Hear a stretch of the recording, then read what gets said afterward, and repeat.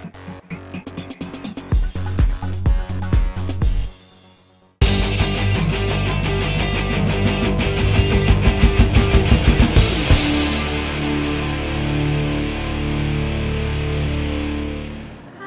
Sartoris. I'm the Arts and Lifestyle Editor for Eagle News, and today we're going to be making a do-it-yourself jersey. So I just finished the chalkboard pennant applique, and basically what I did is I took the backing off of the actual applique itself, and I stuck this on there, the actual thing, and then I turned the shirt inside out, and for about a minute on each side I ironed over it, and it's stuck, so now we're going to unpeel it.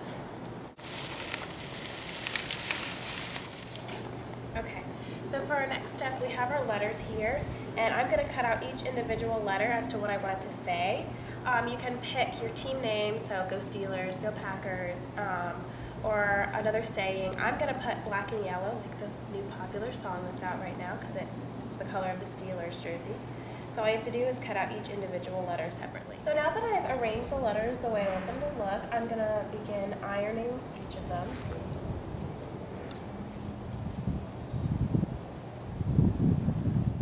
And you don't want to put the iron directly on the plastic on the other side of it, because you're going to get the plastic on your iron. You also run the risk of burning the letters.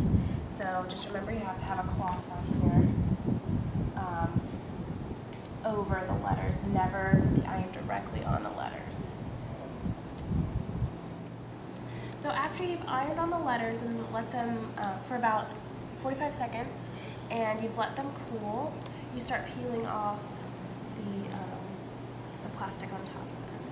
So there's our O and our W. Okay, so now we're going to flip it to the back and start working on our numbers. My favorite number is 31, so those are the numbers that I chose to put on the back. And it's the same kind of process as with the pennant. They're iron-on letters. Finished our letters, and guys, if you like this kind of style, your next step is to write your name on it.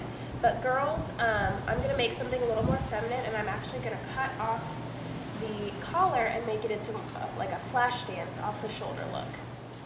Okay, so we're going to start here with a cut. We're going to go all the way across and right here. So you don't have to cut out a lot. A little bit of off the collar goes a long way, because it's still going to hang off your shoulder. As you can see, I cut off the collar. So there's the back, and that's why I put the numbers down a little bit so we could cut off the collar. Next step is putting either your name on it, a nickname, or your favorite player's name. So let's go ahead and start that. Back of our shirts, for your names, I would suggest doing stencils. Instead of the iron-on letters, which are really cool, you can reuse these stencils in whatever shirts you make later. You don't have to use them on fabric. You can do it on posters, whatever. So that's why I picked stencils for this. So as you can see, I have my K, A, T, and I out, but I'm just going to show you how to do the E. So you cut out the specific letter, and then you pull off the actual E, and under it is the stencil. So you have to take the stencil off and place it where you want it. You have to be really careful with this paint, because it is fabric paint and it is permanent on fabric. So it's a really bad idea to get it on our clothes, because it's not going to come off.